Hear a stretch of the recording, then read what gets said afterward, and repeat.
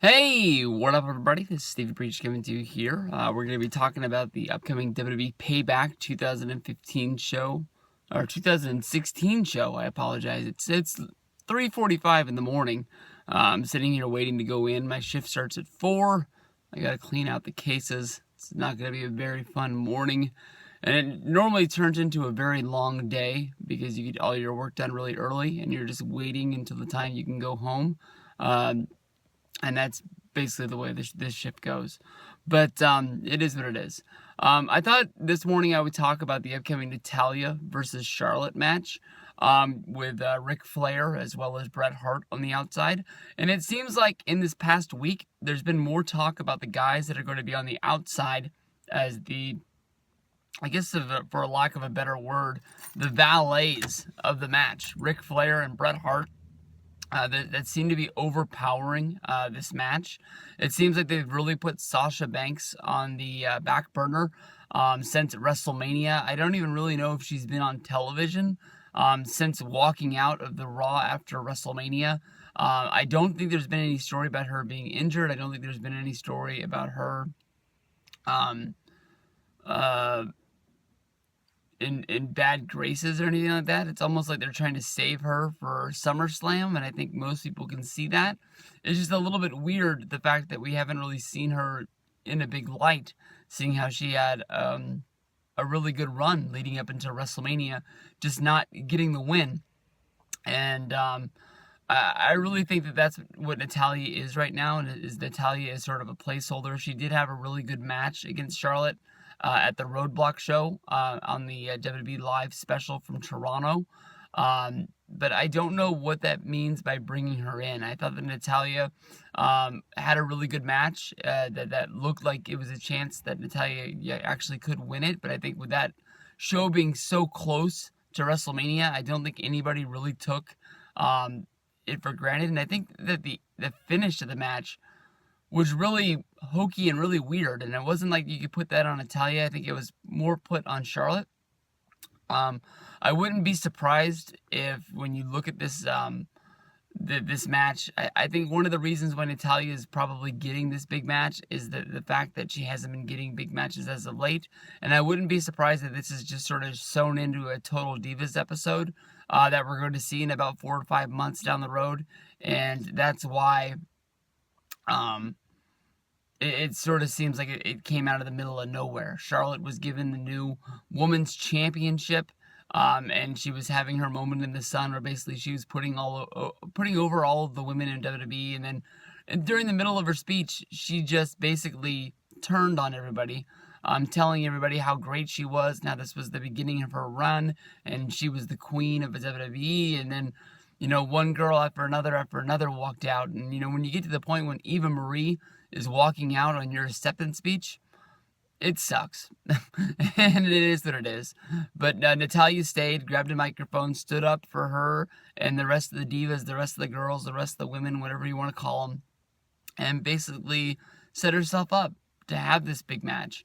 On the outside, we've had the Ric Flair story that came out this week about Ric Flair being in Boston and not being able to get on his flight. The police in Boston said that Ric Flair had a hand injury. Ric Flair's agent said that he had a head injury. Maybe there was some sort of an injury. The story that was, going around online was that Ric Flair was intoxicated and Ric Flair had been having too much fun in the airport bars. And even the agent was like, this might have been true in the 70s and the 80s. But he said that, there was no way that Ric Flair was in the bars that day. He's been working too much and he's too busy. And, Rick was on the flight, and there's no story to be seen. It's come out that WWE is investigating the Ric Flair story, basically trying to protect the Shield, I guess you can say, and try and see if Rick is out there embarrassing himself. If Rick was on the flight, Rick was on the flight. But, there are pictures that are coming out where you can definitely see that Ric Flair is inside of the airport bar. We don't know if that was taken that day or another day or any other day. I think that some people are really looking into this story just a little bit too much. It is what it is. I think we should all just sort of move on and go on down the road. Ric Flair is the guy that will live it up from time to time. I think one of my favorite stories is when TNA was on a UK tour, and basically Ric Flair ran out of money and tried to hold up the office to give him more money so he could live it up on these tours. And basically TNA told him no. They cut him off, and I believe they even flew home without him. And I believe that was sort of the beginning of the end of Ric Flair and TNA. Whether if he quit or whether if he got fired or whether if they just said enough is enough and they released him. That's just the way it goes. But Bret Hart will always be one of the weirdest stories in WWE to me. I know that Bret Hart is a legend. I know that Bret Hart was a champion, and he's a big part of WWF's history. But honestly, to me, the way that this guy comes off as bitter as he is, the way that he comes off,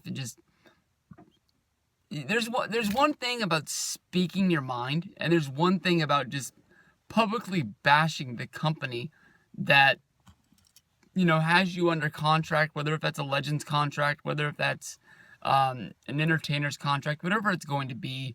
They book this guy. He knows he's going to Chicago for Payback. He publicly comes out and does an interview bashing Triple H, basically saying that this guy hasn't done anything good as of late. I believe it was on the first NXT TakeOver show where Bret Hart was booked to come in and be the manager for Charlotte. No, I apologize, for Natalya in a match against Charlotte for the Women's Championship.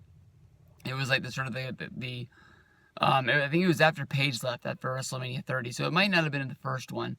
But they had the tournament. They worked all the way down to Natalya versus Charlotte, so they played up the Flairs versus the Harts. Like this was a long-standing rivalry from way back in the day. And, Bret has just come out after Triple H again and again. I don't know if Bret believes that Vince was going to give him the company and he was going to be the guy who ran it after him. But it's almost like he's taking shots at Triple H every chance that he's got. And, Bret was a guy that came out in 2010, 2011 when he came back to the company, saying that he forgave Triple H, saying that he forgave Shawn, saying that he forgave Vince. He was glad to be back in the company. He was glad to be making DVDs. He was glad to be in the network, glad to be the Raw GM when needed. And he just comes out. He even came out publicly and said he has no interest in being in Chicago for the pay-per-view, that he doesn't really want to do this. I know that this is his, sort of like his comeback show since the hand injury, since the cancer scare. And I think that this is a good thing for Bret Hart, and I don't understand why he would be so negative about it. I understand that I think the match that he's in, he's not going to be that physical, and maybe he is sort of separated from wrestling because of the fact that he can't do what he once did. And he was one of the best at what he did. But I don't know. I just don't understand. I mean, like, Bret Hart is a hell of a wrestler, and he is part of the history. And I think that if you do, sort of get to the point where you don't want to use Bret anymore, you have a huge hole in your history with no Hulk Hogan and with no Bret Hart.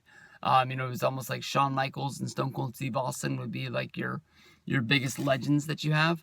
But in this match, I think it's just going to come down to is that Charlotte's going to be the one who looks great. Charlotte's going to be get the win, and then we're going to be building up into Sasha Banks at SummerSlam is what I think is going to be the big match. So we'll see what happens. Payback around the corner on Sunday.